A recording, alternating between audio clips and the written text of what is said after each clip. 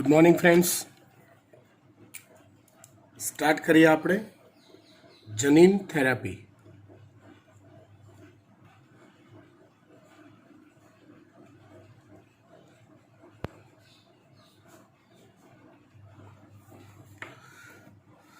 થેરાપીનો અર્થ થાય સારવાર। જનીન થેરાપી એટલે તો कोई वारसागत रोग होय, कोई वारसागत रोग होय એટલે કે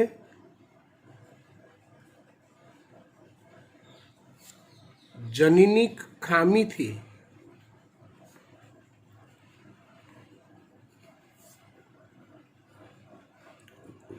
સર્જાયેલો રોગ હોય,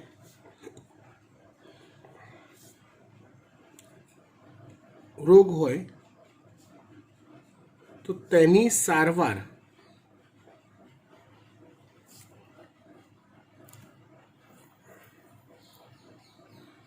जनीननी मददथी करवी। तेनी सारवार जनीननी मददथी करवी। आओ सिंपल अर्थ थाय जनीन थेरापीनो। जनरली केवुं होय के कोई जनीनिक खामीथी रोग सर्जायो तो ये रोगनुं आम जोवा जईए तो कोई समाधान के सोल्यूशन नहीं होतुं, पण जनीन थेरापी एक नवो विचार छे, एक नवी पद्धति छे जेना द्वारा आवा वारसागत रोगोनुं निवारण एनु सोल्यूशन अथवा एनी सारवार करी शकाय छे। पण हाँ, आ बधुं हजी स्टार्टिंग स्टेज में छे। आ बधुं एटलुं बधुं कंई जोरदार विकस्युं नथी, प्राइमरी स्टेज में छे। हजी आ प्रकारनी सारवारनी शरूआत ज 1990 साल में थई हती। ए बधुं जोईए आपणे, पण मूळ पर्पज शुं छे? जनीन थेरापी नो मूल सिद्धांत कयो?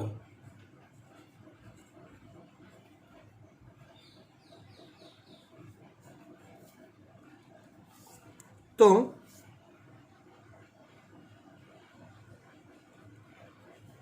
खामीयुक्त जनीन के लोप थयेला, दूर थयेला, गुम थयेला जनीनना स्थाने सामान्य जनीननुं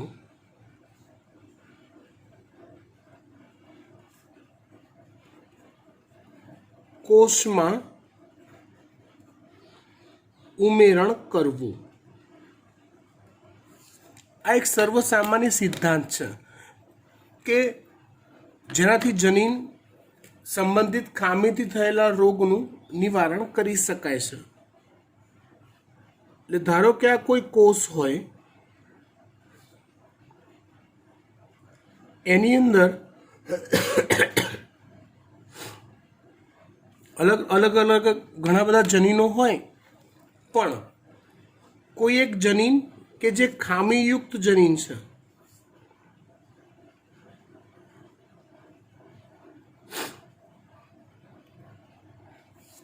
કે જેના લીધે રોગકારક સ્થિતિ કોષમાં સર્જાય છે। ચોક્કસ પ્રકારનું પ્રોટીન બનતું નથી અને ચોક્કસ પ્રકારનું પ્રોટીન ન બનવાના લીધે રોગકારક સ્થિતિ કોષમાં સર્જાય છે, તો બહારથી નોર્મલ જનીનને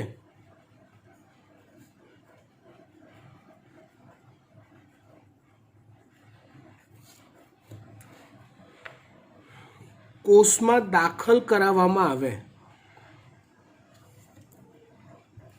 तो आ खामीयुक्त जनीन जे छे प्रच्छन्न जनीन तरीके वर्ते अने आ जे बहारथी दाखल करेलुं जे सामान्य जनीन छे એ પ્રભાવી જનીન તરીકે વર્તે છે અને જેના કારણે આ જનીનની જગ્યાએ આ જનીન પોતાની અભિવ્યક્તિ વ્યક્ત કરવાનું શરૂ કરે છે, જેના કારણે જે તે કોષો રોગમુક્ત પરિસ્થિતિમાં પ્રવેશ કરે છે.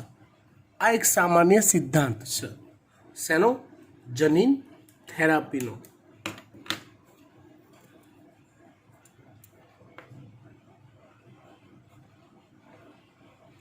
જેમાં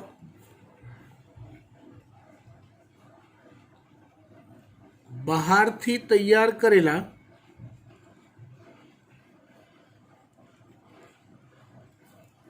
સામાન્ય જનીનને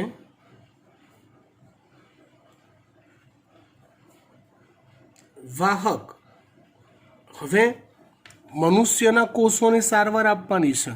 મનુષ્ય એટલે પ્રાણી કોષ. આનું આગળનું ચેપ્ટર યાદ કરી લો.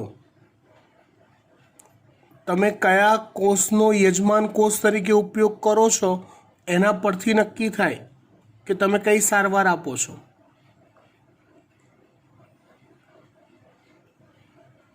તમે જો બેક્ટેરિયાના કોષની અંદર જો કોઈ ઈચ્છિત જનીન દાખલ કરવું હોય તો વાહક તરીકે તમારે કોનો ઉપયોગ કરવો પડે? પ્લાઝમિડનો. વનસ્પતિ કોષ હોય તો એગ્રોબેક્ટેરિયમનો, ટ્યુમિફેસિયન્સ. અને જો પ્રાણી કોષ હોય તો વાહક તરીકે તમારે રિટ્રોવાયરસનો ઉપયોગ કરવો પડે છે.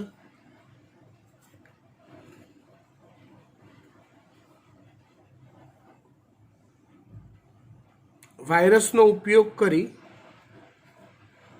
યજમાન કોષમાં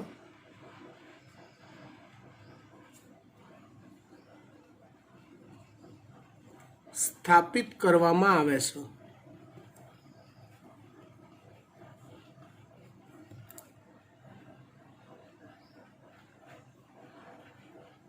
હવે જનીન થેરાપીને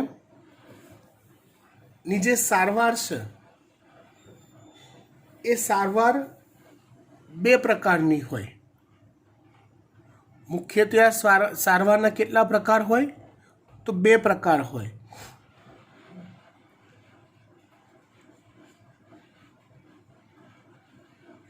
એક પ્રકાર કે જેની ચર્ચા ચોપડીમાં કરી છે, બીજા પ્રકારની ચર્ચા ચોપડીમાં કરી નથી. પહેલા પ્રકારની સારવારમાં જે રોગકારક મનુષ્ય છે તે મનુષ્યને જ સારવાર આપવામાં આવે છે.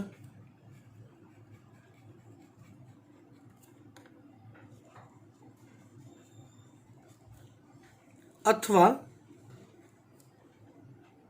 એના ભ્રૂણને, એટલે કે ગર્ભાવસ્થામાં હોય જ્યારે, આમાં કેવું હોય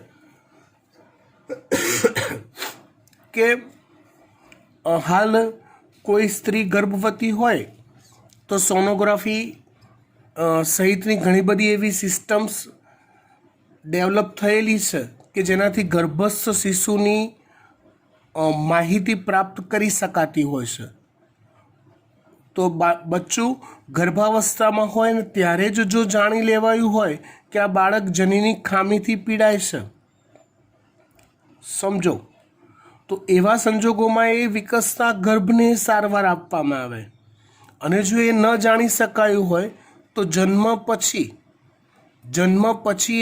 એ બાળકને કે વ્યક્તિને સારવાર આપવામાં આવે છે.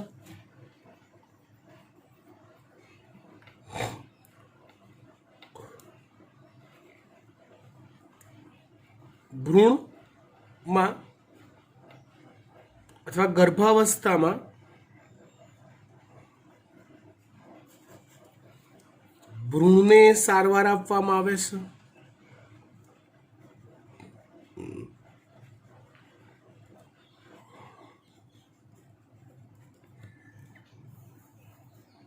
આ સારવાર માટે ચલો તમે વિચારો કયા કોષોની પસંદગી કરવામાં આવતી હશે? બોલો તો કયા કોષોની પસંદગી કરવામાં આવતી હશે? વિચારો. ઓબ્વિયસ છે કે જે કોષો કોષ વિભાજન પામવાની ક્ષમતા ધરાવતા હોય એવા જ કોષોની પસંદગી કરવામાં આવે, કે જેને વૃદ્ધિ થઈ શકતી હોય, જેનું કોષ વિભાજન થતું હોય એવા જ કોષોની સારવાર માટે ઉપયોગ કરવામાં આવે છે. એ જ કોષોને, બીજા કોષોને સારવાર આપવાનો કોઈ મતલબ હોતો નથી.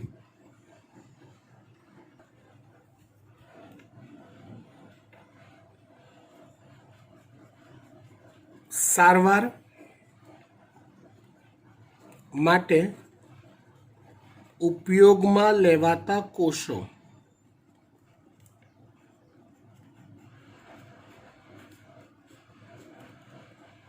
તો જુઓ, એક તો અસ્થિ મજ્જાના કોષો,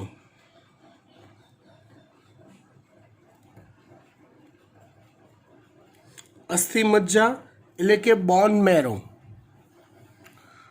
હાડકાના પોલાણમાં રહેલી પેશી છે બોન મેરો, અસ્થિ મજ્જા, કે જેના કોષો એ સ્ટેમ સેલ્સ હોય છે.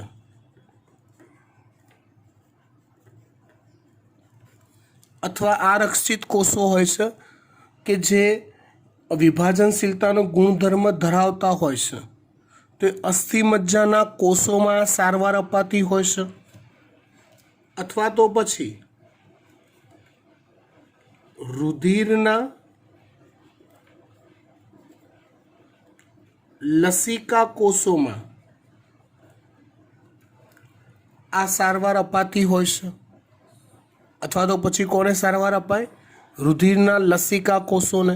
એટલે જે રોગિષ્ટ વ્યક્તિ હોય એનું બ્લડ પહેલાં તો ચલો પહેલી મેથડમાં શું કરવાનું હોય તો કે અસ્થિ મજ્જાના કોષો થોડાક અલગ કરી બહાર કાઢી એની અંદર રિટ્રોવાયરસની મદદથી સામાન્ય જનીન સ્થાપિત કરવાનું.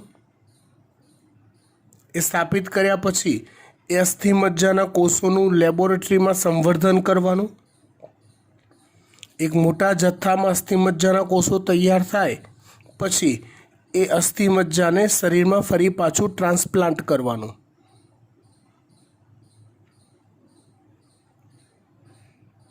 સેમ વે દર્દીનું બ્લડ કાઢવાનું, એ બ્લડમાંથી લસિકા કોષો અલગ કરવાના, સારવાર આપવાની, રિટ્રોવાયરસની મદદથી, વાહકની મદદથી એને સામાન્ય જનીને કોષોમાં દાખલ કરવાનો, લસિકા કોષોનું પ્રયોગશાળામાં સંવર્ધન કરવાનું, સંવર્ધન કર્યા પછી એને શરીરમાં ફરી પાછું દાખલ કરવાનું. બરાબર.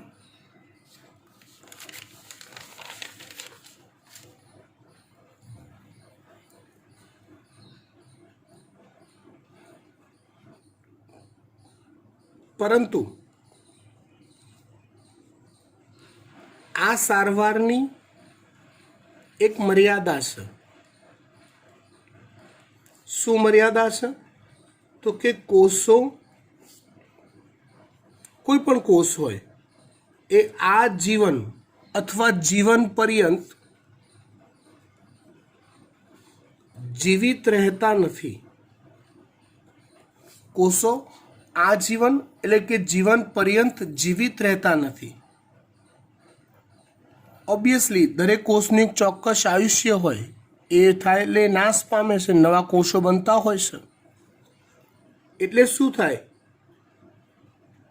સારવાર અપાયેલા જે આ કોષો છે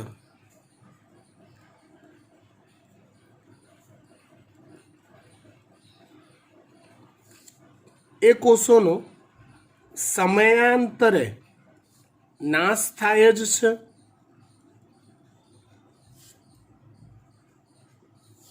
એ કોષો સમયાંતરે નાશ પામે જ છે. એટલે તમારે શું કરવું પડે? આથી આ જ પ્રકારની સારવાર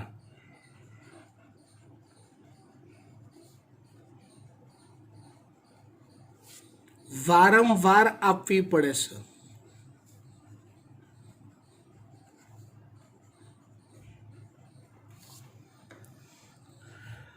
પણ હા, થોડાક તો બેનિફિટ ખરા કે રોજે રોજ જે દવા લેવાની સમસ્યા હોય એનાથી છુટકારો મળી જાય. કેવી રીતે? તો કે દાખલા તરીકે એક જનીનની ખામીથી થતો રોગ છે જેમાં ADAની ઉણપ હોય.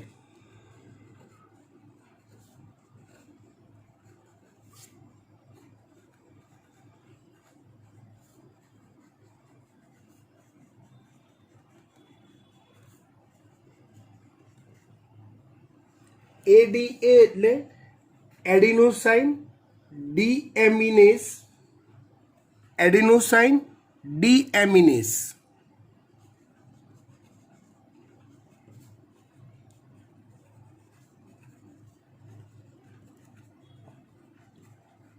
આ એક ઉત્સેચક છે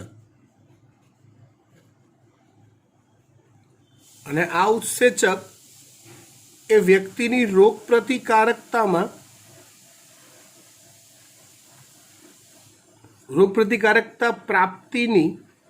પ્રાપ્ત કરવાની જે પ્રોસેસ છે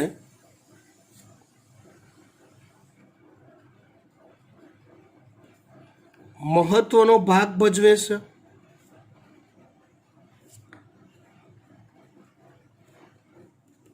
એટલે જો કોઈ વ્યક્તિનું જનીન બંધારણ કોઈ ચોક્કસ જનીન એવો હોય નોર્મલી વ્યક્તિમાં, એ જનીનની એક્ટિવનેસથી ADA એના શરીરમાં સર્જાતો હોય અને રોગ પ્રતિકારકતા વ્યક્તિની મેન્ટેન રહેતી હોય. પણ જનીનની ખામી ધરાવતી વ્યક્તિમાં ADA ઉત્પન્ન કરતા જનીનની ઉણપ હોય કે એ જનીન ખામીયુક્ત હોય.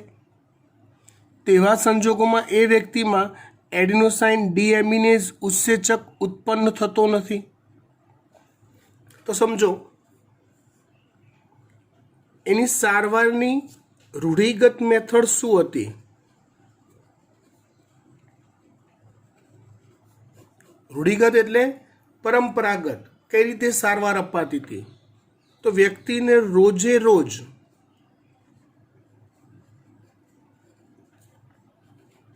બહારથી ADAના ઇન્જેક્શન અપાય. વ્યક્તિને રોજે રોજ બહારથી ADAના ઇન્જેક્શન અપાય. અને જનીન થેરાપીમાં શું કરાય છે?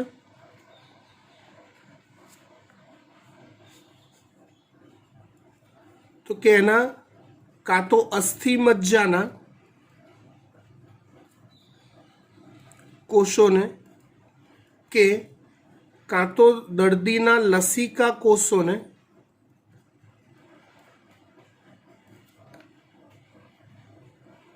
ની અંદર સારવાર અપાય છે.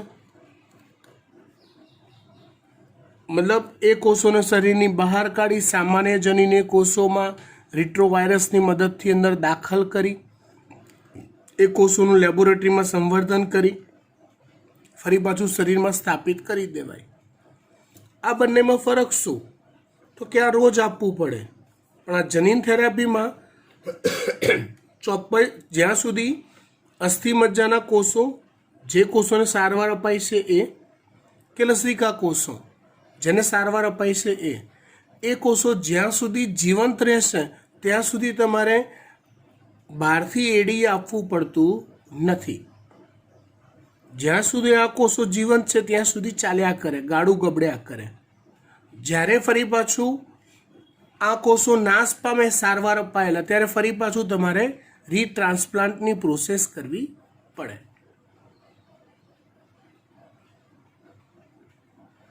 આ રીતે જનીન થેરાપીમાં આ તો ફાયદો છે જ. હવે એક નવી પદ્ધતિ જોઈએ કે કેટલાક રોગો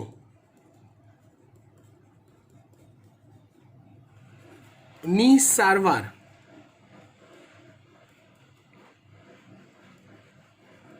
પ્રજનન કોષોને અપાય છે.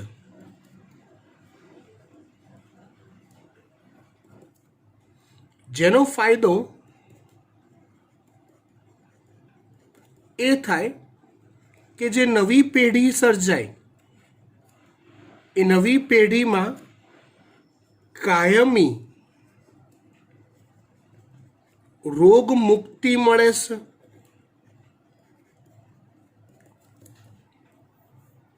એટલે આજે બીજી સારવાર છે બીજા પ્રકારની કે જેમાં સારવાર જે ચોપડીમાં નથી આપી પ્રજનન કોષોને અપાતી હોય છે. દાખલા તરીકે માની લો કે મને થેલેસેમિયા છે, માઇનોર છે, મારી પત્નીને પણ થેલેસેમિયા માઇનોર છે.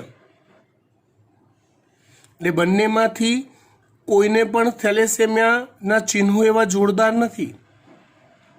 અમે સામાન્ય જીવન જીવીએ છીએ, પણ અમારા દ્વારા જો કોઈ સંતતિ ઉત્પન્ન થશે તો એ સંતતિ થેલેસેમિયા મેજર થવાની સંભાવના રહેશે. યાદ આવે છે આનુવંશિકતા ચેપ્ટર? ના યાદ આવતું હોય તો જોઈ લો એકવાર. તો આવા સંજોગોમાં થેલેસેમિયા મેજર સંતતિ ઉત્પન્ન કરવાની જગ્યાએ હજી આ સારવાર અંડર ડેવલપિંગ છે, સમજો.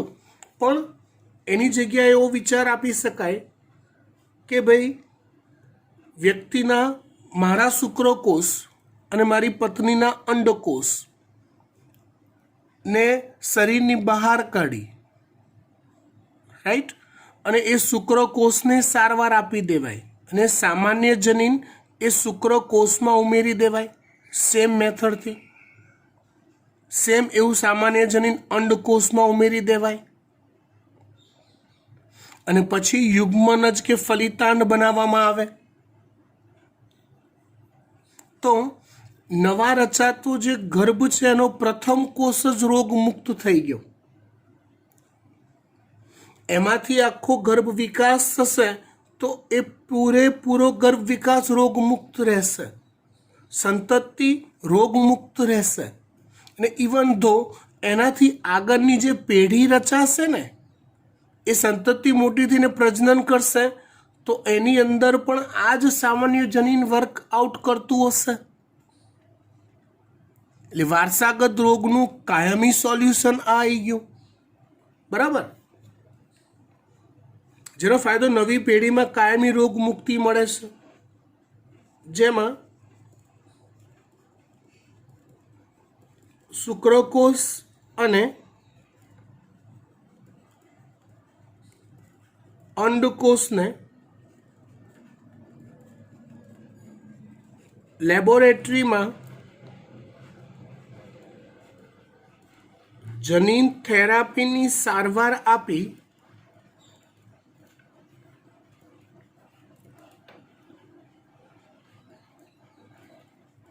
યુગ્મનજ તૈયાર કરી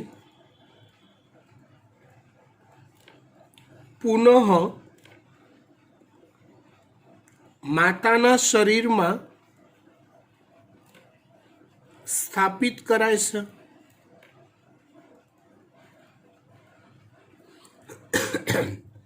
ઝિફ્ટ ને ગિફ્ટ આ બધી જે પદ્ધતિઓ હતી એ મુજબ કાં તો ગર્ભાશયમાં સ્થાપિત કરે, કાં તો ફેલોપિયન ટ્યુબ અથવા અંડવાહિનીમાં સ્થાપિત કરે, પણ રોગનું પરમેનન્ટ સોલ્યુશન મળી શકે છે, બરાબર. આ ચર્ચા થઈ જનીન થેરાપીની. ત્યાર પછી આપણે નવી વાત કરીએ આણ્વિક નિદાનની.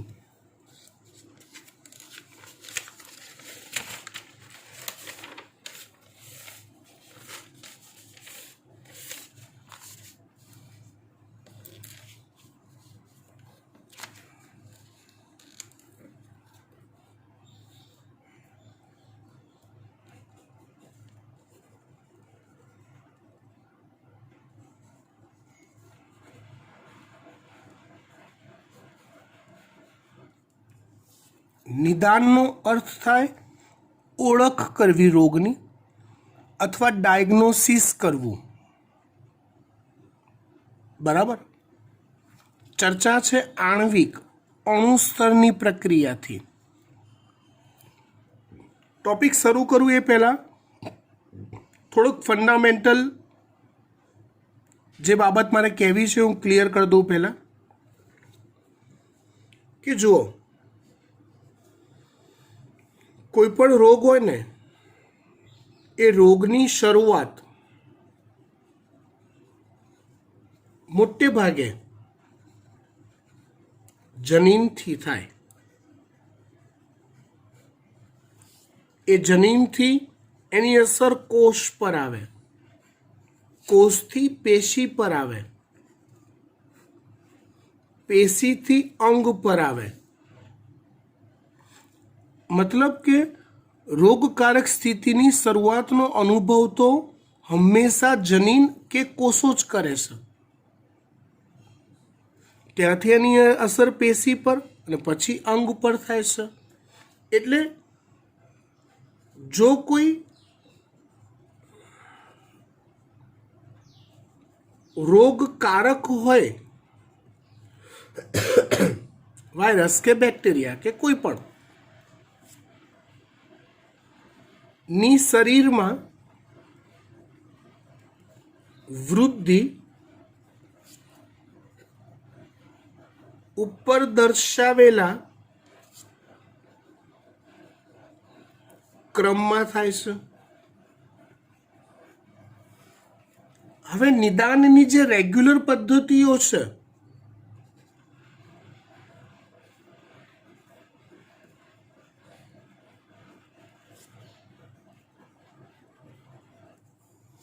तो एमां आपणे ब्लड टेस्ट कराईए, यूरिन टेस्ट कराईए, सोनोग्राफी कराईए,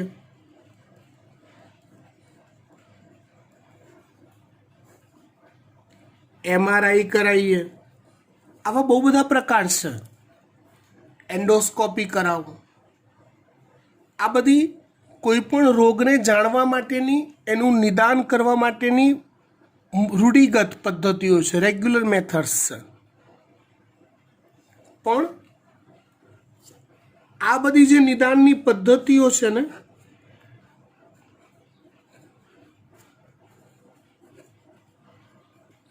तो निदाननी पद्धतिओमां ज्यारे रोगनी असर अंग सुधी प्रसरी चूकी होय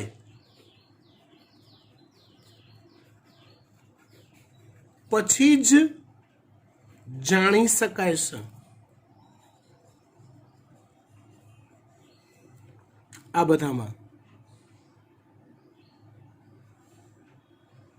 એટલે ત્યાં સુધીમાં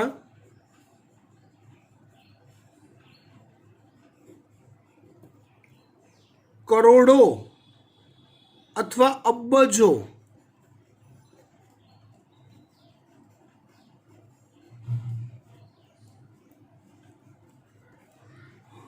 रोगकारक सूक्ष्मजीवों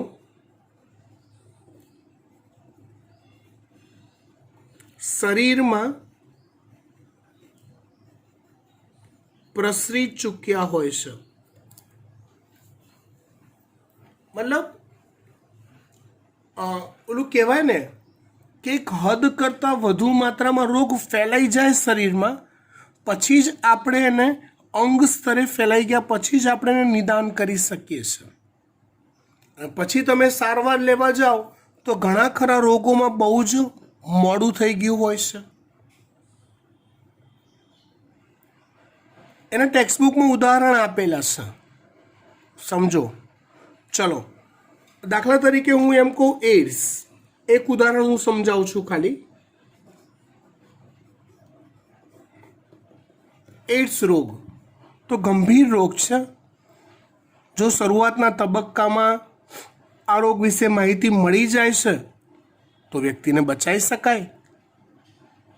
પણ મોટાભાગના કિસ્સામાં આવું થતું નથી. જ્યારે ખબર પડે છે કે એડ્સ છે ત્યારે બહુ મોડું થઈ ચૂક્યું હોય છે. બરાબર ને? એડ્સમાં એવા બીજા ઘણા રોગો લઈ લો તમે કે જેમાં તમને ખૂબ અંતે ખબર પડે. કેન્સર લઈ લો,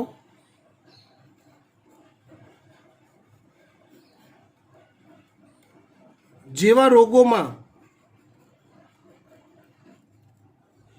જો શરૂઆતના તબક્કે જ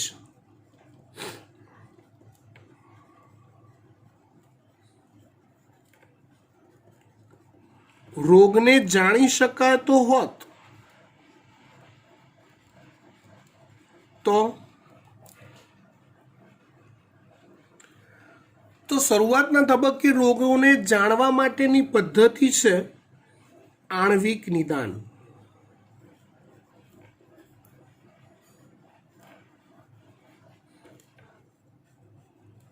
જાણી શકાય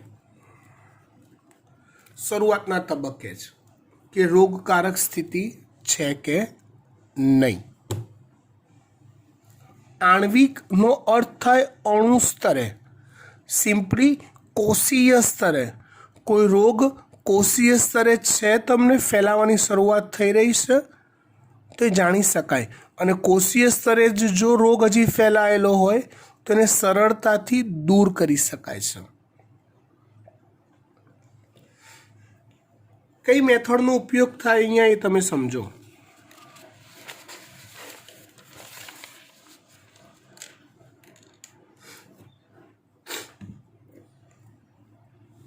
સમજો તો કે આણ્વિક નિદાનમાં મુખ્યત્વે પીસીઆર પદ્ધતિનો ઉપયોગ કરવામાં આવે છે.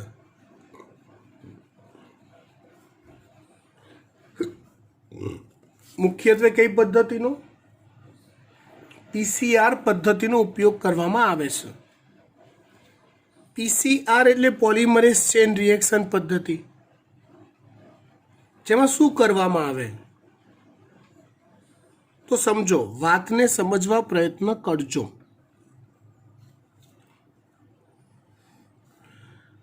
વ્યક્તિના શરીરમાં આવેલા ધારો કે આ કોઈ કોષો છે તો સૌથી પહેલા શરીરમાંથી કોષોનું અલગીકરણ કરવામાં આવે, થોડાક કોષોનું, જેને બાયોપ્સી કહેવાય. શરીરને નુકસાન થયા વગર શરીરમાંથી કેટલાક કોષો કોઈ પણ પેશીના અલગ કરવા, જેને બાયોપ્સી કહેવાય.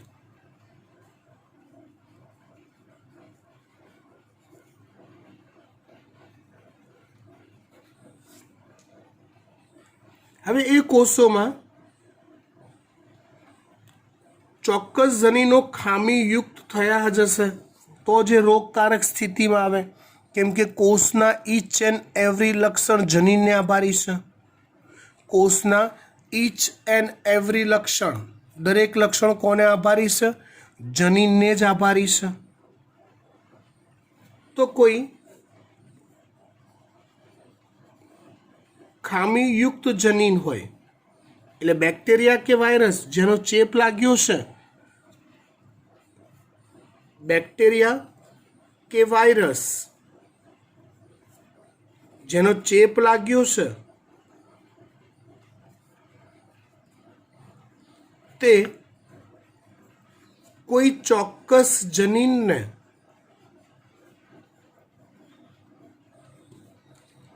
ખામીયુક્ત બનાવે છે.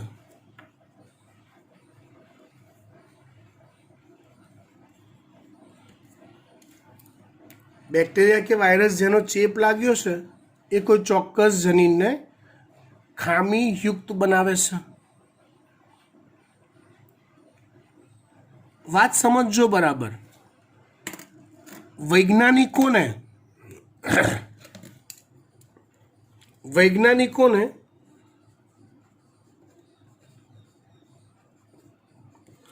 એ વાતનું નોલેજ હોય છે જ કે સામાન્ય જનીન કેવા પ્રકારનો હોય.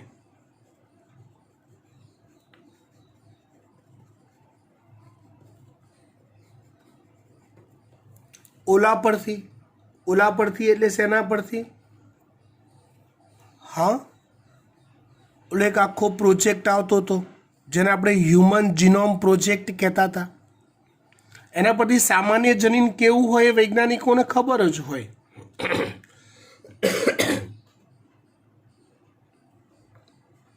એટલે જીનેટિક એન્જિનિયર્સ કે વૈજ્ઞાનિકો એ સામાન્ય જનીનની પૂરક હોય તેવી ડીએનએ કે આરએનએની શૃંખલા પ્રયોગશાળામાં તૈયાર કરે.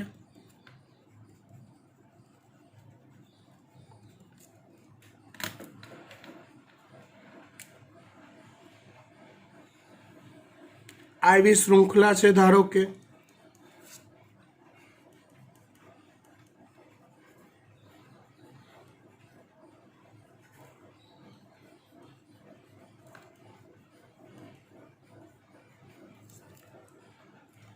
હવે આપણે જાણતા નથી કે કોષો સામાન્ય છે કે રોગકારકો એના પર હુમલો કરેલો છે. તેવા સંજોગોમાં આવી સામાન્ય શૃંખલાઓને ની પૂરક શૃંખલાઓને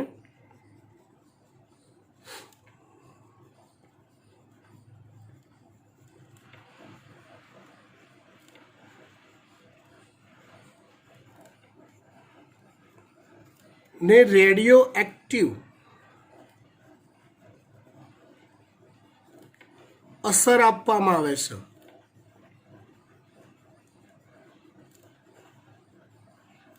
અગાઉ તમને કીધું તે મુજબ ડીએનએ ફિંગરપ્રિન્ટમાં કે ડીએનએને જોવો, જાણવો, સમજવો અઘરો છે.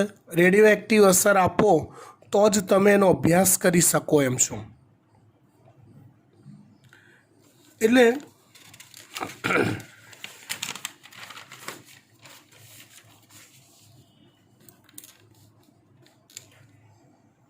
પછી જ્યારે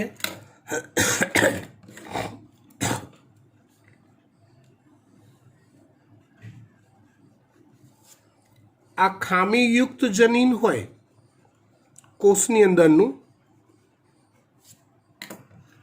અને આ રેડિયો એક્ટિવ સામાન્ય જનીન હોય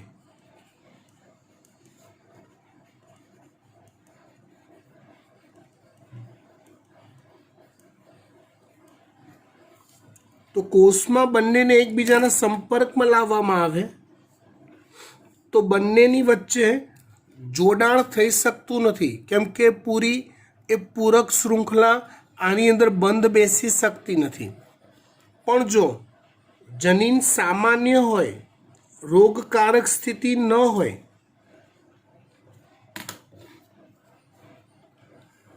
તો સામાન્ય જનીનમાં જે પ્રકારનો ક્રમ હોય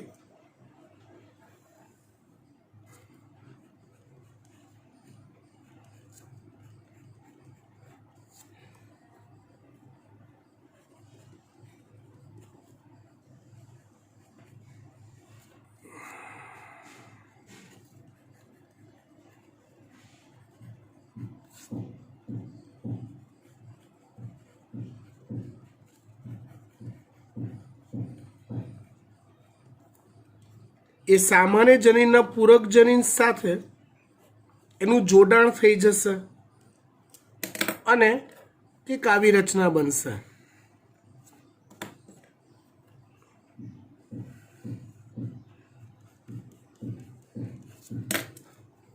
આવી આ રીતની. એટલે જો આવું રચાઈ જાય છે તો વ્યક્તિ સામાન્ય છે એવું થાય, અને આવું ના રચાય અને રેડિયો એક્ટિવ ડીએનએની શૃંખલા છૂટી રહેતી હોય તો વ્યક્તિ એબનોર્મલ છે, રોગકારક સ્થિતિ સર્જાઈ ગઈ છે એવું સાબિત થાય.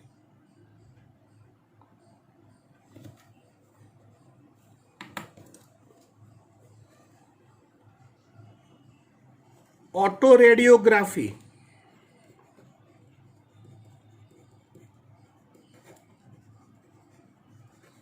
પદ્ધતિનો ઉપયોગ કરી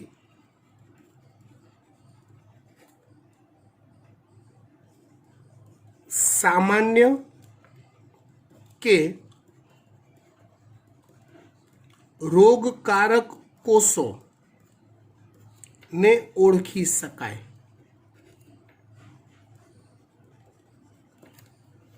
સામાન્ય કે રોગકારક કોષોને ઓળખી શકાય. અને આ રીતે આણ્વિક સ્તરે એટલે કે અણુના સ્તરે કે કોષીય સ્તરે હજી જ રોગની શરૂઆત થઈ હોય તેનું નિદાન કરી શકાય અને સરળતાથી ચોક્કસ સારવાર દ્વારા વ્યક્તિને બચાવી શકાય. બરાબર, આટલે સુધી રાખીએ છીએ.